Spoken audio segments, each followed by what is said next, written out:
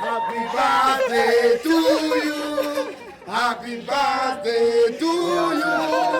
Happy birthday to you. Bidondine. Happy birthday to you.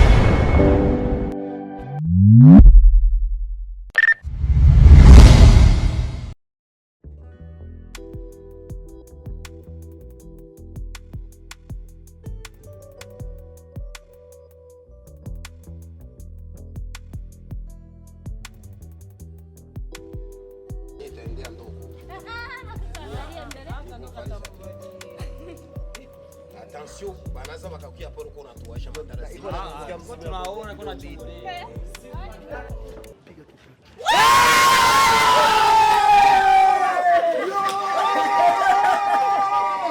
Happy birthday to you. Happy birthday to you. Happy birthday to you. Bidondine. Happy birthday to you.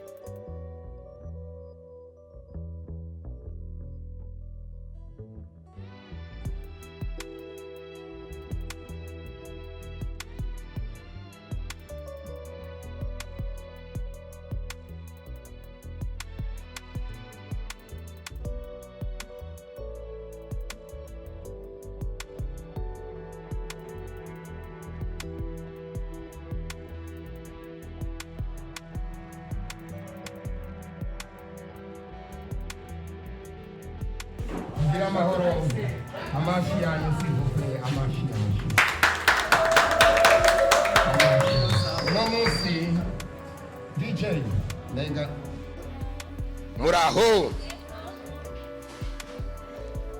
Je kuvuga ndakunda kuvuga mu kuririmba. Uyu musi ni musi mukuru udasanzwe, n'umusi wari w'amavuko yawe. Nimuze turyoherwe tunye dutambe tena stressi uno musi manake ni hatari. Ni sawa, uno musi ni musi mukuru w'amavuko y'umufasoni wanje Bidondine, bamwita Ndacyayisaba Divine, ariko namuhaye izina ry'iwanje. Abantu bose bamuhamagara Bidondine kuko ni mugore wa Bidondo. Iyi surprise namugiriye, dufise abana batandatu. Tulizala siyo vitu ya mjazo peti. Mimi niko chuma. Mali Aisha lipa vyenye alikulaga, vye wazazi walikula. Tufise abana batandatu. Ndabizi. Hanyuma ndashima cyane, ndaryoherwa cyane abantu baje turi kumwe n'umu grand frère wanje w'umuziki twa Simba Lolilo mzizi wa Yiwe, hamwe na Perhaps Black is Black, hamwe na Mucho Light n'abandi n'umutoyi wa Bidondine bamwita Epangelise, kuko umugabo wiwe ni Epangela, n'umukongomani ngajewe bamwita Epangelise. C'est système yo kwa bazina Salazar le maître de chicha, sans oublier Mr. Salazar le maître de chicha, avec kunda gushimira Star TV, ni TV karibu. Ndashima cyane nakino cyo kuvuga, ariko umuntu ashaka kuvuga ijambo, ashaka kumuha kado madami, ashaka kugira icyo cyose ashobora kumuha, ariko ndafisa akantu gato turashobora gusangira hamwe na madami. DJ agakubita umuziki, abantu bagatamba bagasara, bashaka kuririmba baririmbe. Nimba ari gukesha nzomusaba madami ungana boss unga dukeshe nta kibazo. Merci beaucoup.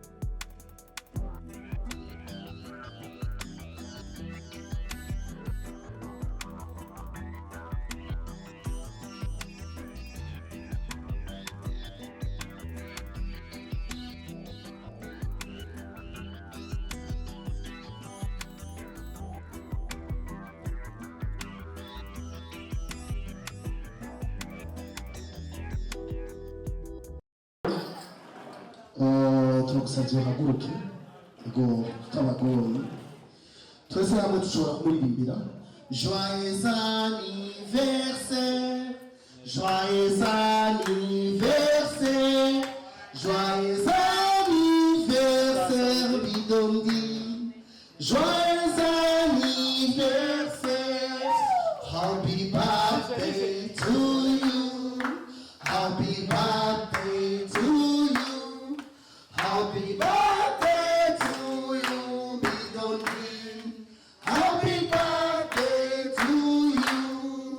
Isabukuru nziza, isabukuru nziza, isabukuru nziza Bidondine, isabukuru nziza. Abashamasha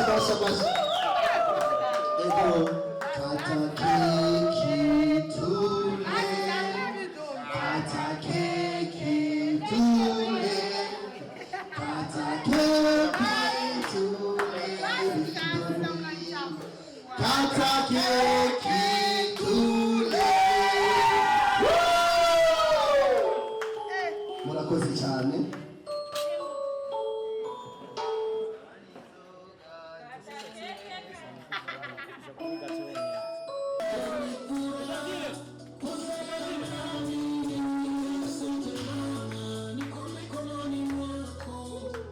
asante Baba kwa kuiona dunia, uniache nifurahi, uniache nicheze,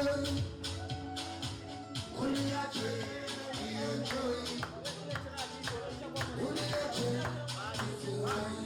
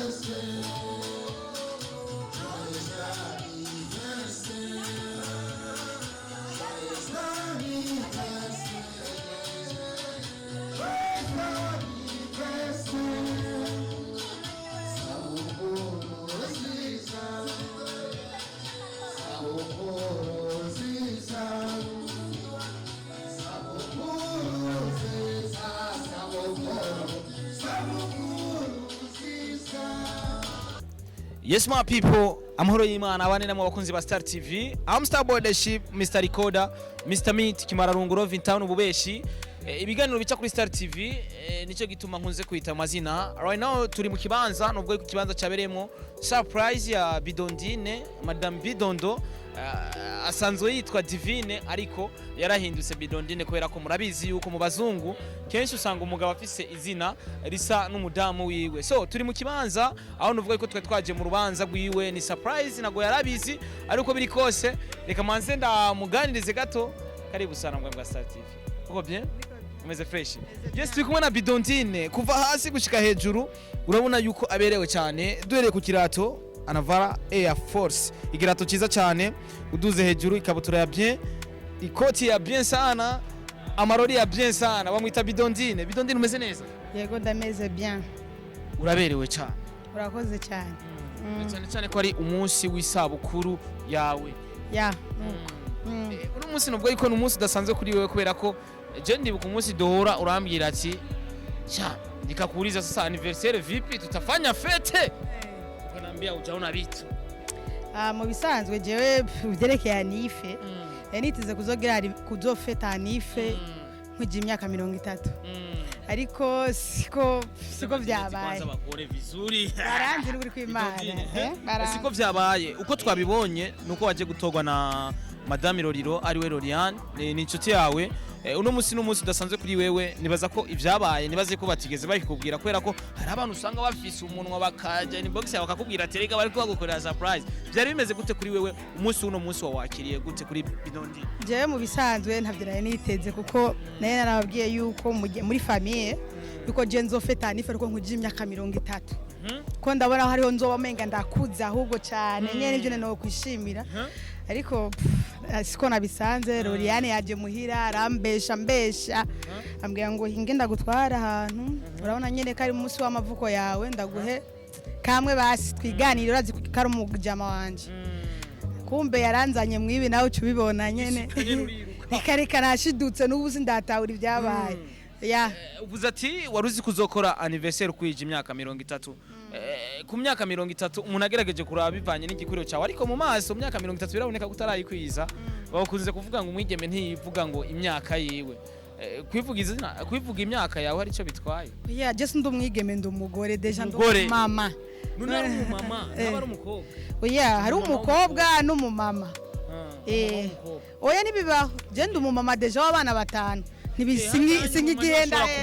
sinigihenda kuko deja ni mama mugihe ubaye umumama urabona hari umugabo w'umuhungu jewe ndi umugore kandi nyina w'abana tugitahura na urazi ko umuhungu bavuga ati n'umupapa kongera akaba umuhungu oya deja umaze kuba umupapa ntabwo ubukira umuhungu uri se w'abana ega navyo narinze birancana Jesse umunsi udasanzwe twariye inyama turarya amafiriti turanezerwa turaryoherwa Bido ndavuze iki kuri Bidondine na cyane ku munsi w'uno munsi byakwigishije iki na cyane surprise yabaye no munsi nuvuga yuko wakorewe n'umugabo utaruzi ko nta nubwo twanakoze groupe ngo duteranye je nariye ntarishe kandi ntashe mpaze Bido ndavuze iki kuri uno munsi nuvuga yuko umunsi udasanzwe na cyane mu guhimbaza umunsi mukuru wa Wamavuko je mu bisanzwe ndavyishimiye cyane kuko sinayenzi ko abo nibo bwa mbere bimbaye ko kuva na twabana ntabwo yari bwangira iki kintu senda byiteze vraiment bisigure yuko nyene ibintu bize nawe ucuvyumva yaramfise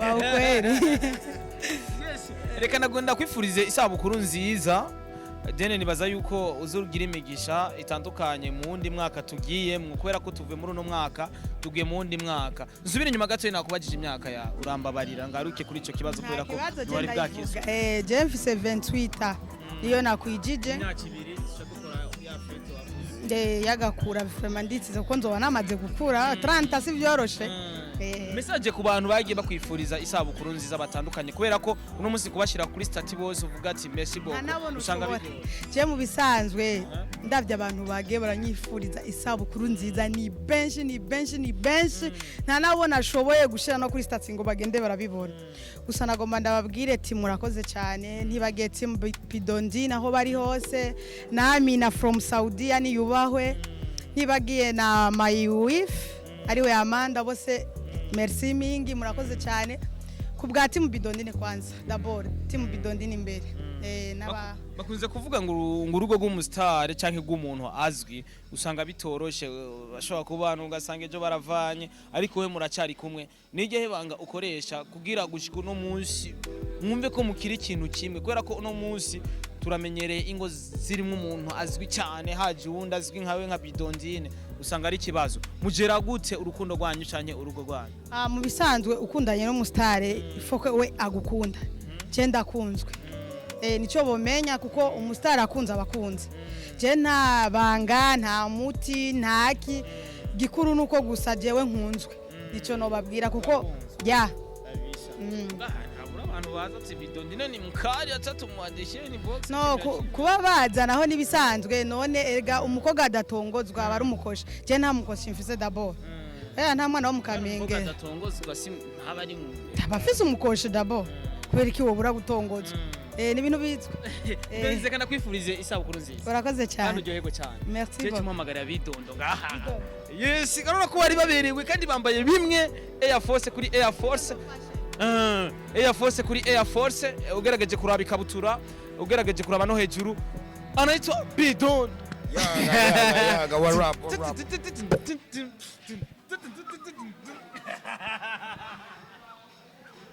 ile wa musi nakubite nimbarikira ibite nimbarikira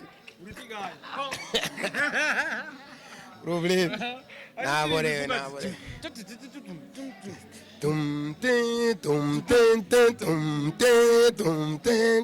minataka kuwa nawe michenerencha minakupenda kukwambia vinanishinda enda huku nakuchongolea narudi huku nakuchongolea usinikatale mimi utanumiza mimi hata DJ nani anajua hata Star TV inajua natamani we wangu brother Yes, kumwe na Bidondo Papa Makaya. Grafe naryohejwe naborewe reka ngiye kuryama. Bidondo umeze fresh papa? Jemeze fresh numva umuzuka uno munsi ni birthday ya madami wanje. Ni umunsi mukuru wa madami.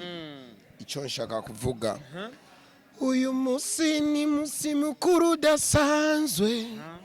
Numunsi wari wamavuko yawe. Uno munsi na stress mapema sana. Kutoka chini paka juu. Umependeza sana papa. Mapema sana. Nyama. Mapema sana. Milioni imeingia hapa kuanzia chini. Na Bidondine amependeza. Na kuanzia na shock sale. Ni vitu ya bei. Vitu ya bei. Twibukanye neza ko afise shop imeze neza cyane iri kubara barajya kangahe? Kuri 6 numero 29 Bidondo Fashion. Umuntu yakeneye mwambaro shora kuzanganga mwambika kuno nambaye kuno Bidondine yambaye kuno epanglize yambaye ni problem. Arambika abantu ariko nawe akiyibuka. Bamwe barambwira bwana Bidondo merci. Bidondo no munsi udasanzwe aho novuga umufasha wawe cyangwa madami wawe yaramutse akwiza imyaka 28. Numunsi novuga yuko utazigera wibagirwa kuri we ndetse na madami wawe. Uno munsi wawuteguye uyu munsi twaryohewe twanezerewe twafunguye turanywa turahaga turanywa amashisha. Uno munsi wawuteguye gute byari bimeze ku ruhande rwiwe are challenge? En fait iki kintu nagiteguye sinari namubwiye madame. Naremaze une semaine turiko turafungura byarage n'ubugari. Madame akibaza ko namubwiye oya na noti mfise turabimba 10 sume byarage. Kumbe nari mfise kubera sinshaka amenye ko nari namfise programme yo kumutegura ikintu. Ko abonye ko mfise amahera acaramenya ko umunsi wa anniversaire yiwe ari ikintu naza gutegura. Na uyu nana kimwe Nigana mie juza naambia ngo aoni vitu vitu havitakuwa. Kumbe nilikuwa nafanya vitu polepole.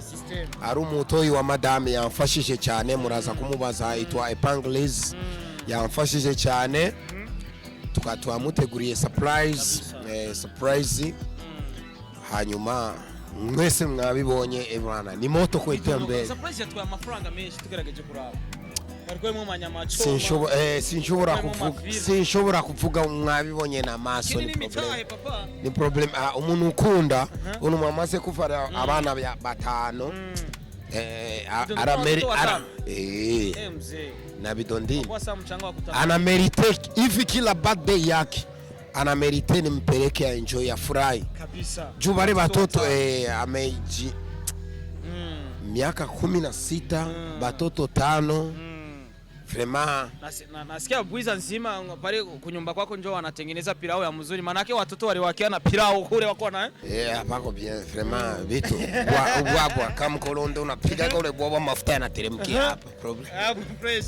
Yes, kumwe na Bidondo numwe mu baririmbyi novuga yuko bafise indirimbo yaririmbye kuva kera ariko nuno munsi novuga yuko tugikunda cyane bivanye n'uburyo yaziririmbyemo. Bidondo lakini muziki umeacha kwanza kidogo sijui ni bitu. Narasore indirimbo zitatu nshasha EP. Imwe naramurimbye Bidondine birthday Yiwe. Indi itwa Koreta indirimbo shasha na indi nararirimbye na Musenegale umwe bamwita Jaga ni indirimbo tatu nararekuye ziri kuri YouTube ni audio.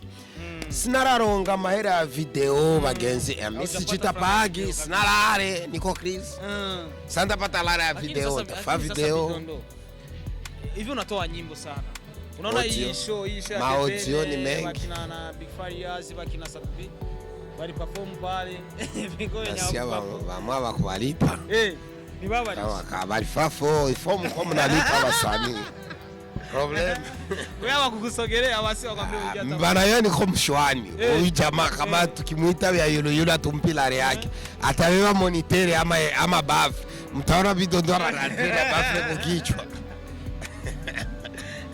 lakini yule jamaa nasikia alikuwa anazilipa tu pole pole. Mimi si yui nilisikia tu rusaku kufika mwisho wa Nyarwanda. Sina probleme lakini abakuya kunitafuta. Mimi napenda benge nitafuta ningeba support tu. lakini abakunitafuta na mie nilikuwa niko busy mu bintu by'iwanje by'imbuzo Bidondo Fashion, nari busy mu bintu byo gutegura concert ya Remember Sosoke, nari busy mu bintu bya anniversaire ya madami, none umuntu atarakurondera kabisa. Ni problem. Lolilo alifika kunani kwa hii anniversary yako, tena alikuja pamoja na madami yake. Lolilo ni kitu gani kwako? Izina Lolilo livuze iki kuri wewe? Mbo Lolilo ni legend kintu cha mbere kabisa, kandi nanje ndi legend ariko si legend cyane, ani nianzia mbere kidiko na pa ya miaka 3 mbere yangu kimuziki. Sasa ndamubaha en fait n'umuntu tumfikana kubera Lolilo senpa haiko hypocrisie, sio hypocrite. Ukifanya makosa anakuambia direct bwana Peti ulikosea ni hivi. Bwana sinjaga. Unasikia nikwambie kitu cha kwanza.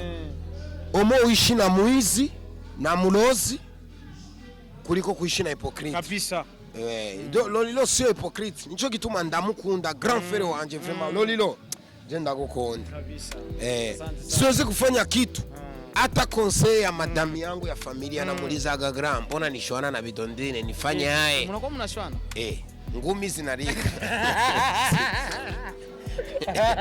Komba napanga na mimi napanga na mimi. Bebe nimlale mama takutia ngumi wewe bebe.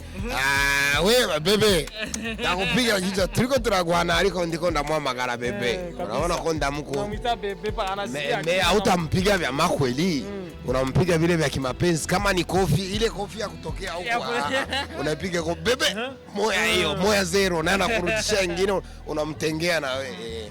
Lakini nataka kujua wasanii wenzako wanakuwa wanakusupport kuhusu ile nani fashion yako nini fashion zako? Balolilo, Mkombozi, Mbidata, Hamwe na Olege, rimwe na Double J aje ngaba Thompson, Rap Sleep, Rapsi, bamwe ni benshi ariko si benshi cyane, ariko ni benshi ndashima. Abataza bibaza ko bataziri benya bakuyaje sinzi nimba ari bamfitiye beef.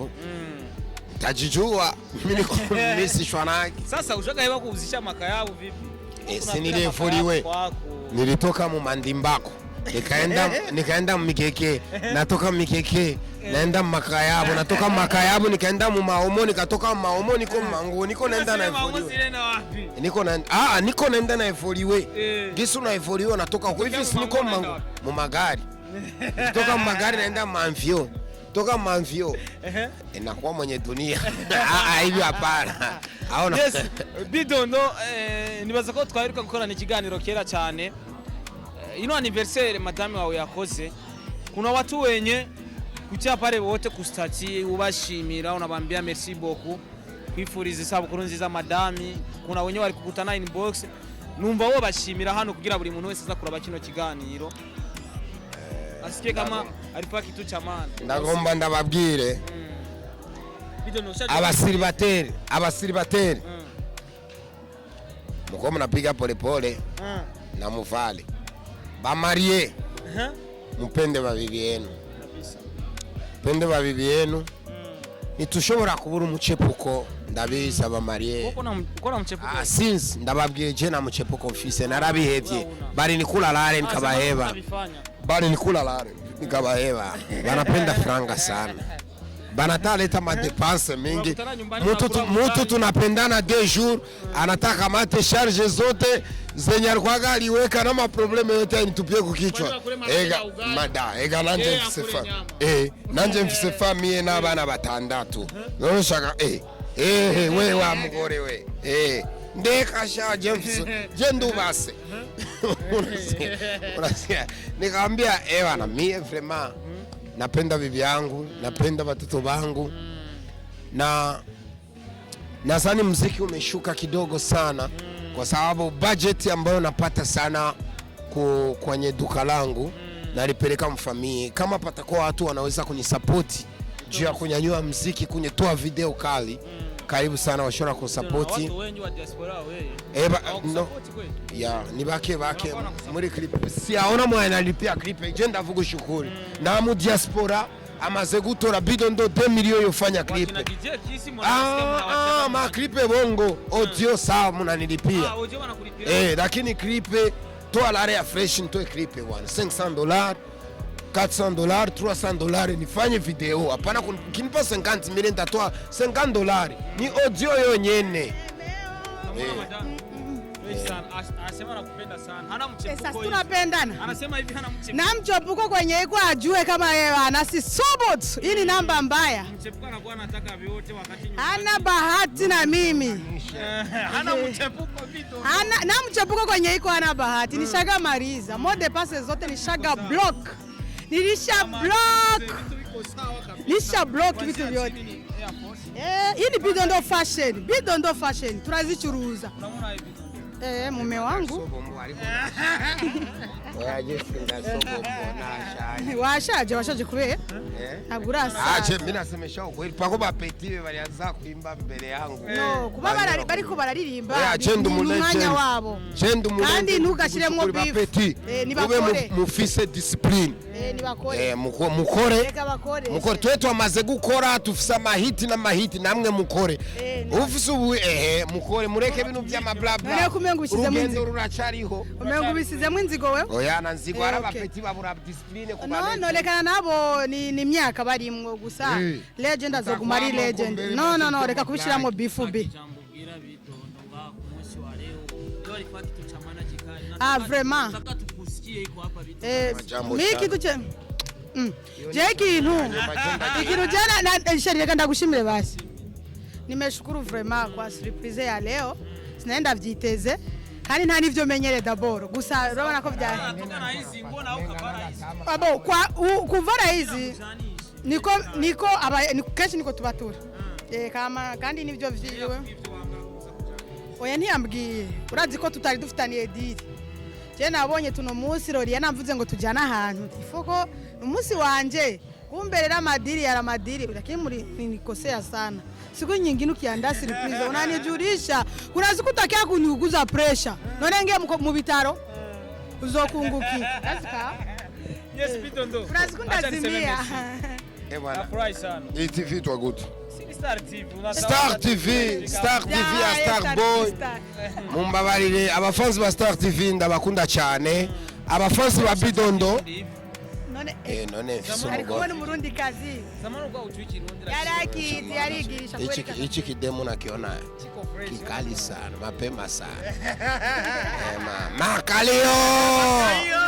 Makalio mbwa mimi. Tunaenda mama. Bye. Nabaseze nababwiye numugira amajambo nasore indirimbo zitatu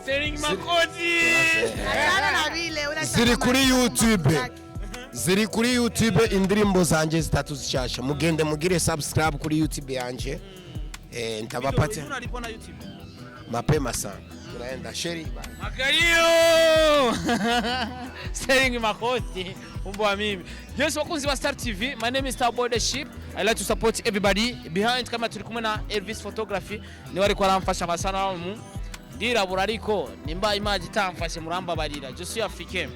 So uko biri kose ni gushikana muri gwa rukundo urubanza rurarangiye icyo gukora ni gutaha mu rugo kugira tujyame kubera ko ano masaha nuko telefone yanje yazimye naca ndaba amasaha tugeze kure neza turi mu bwiza novuga yuko urubanza rwakorewe go kwifuriza isabukuru nziza Bidondine. Imana ibahezagire. Thank you so much.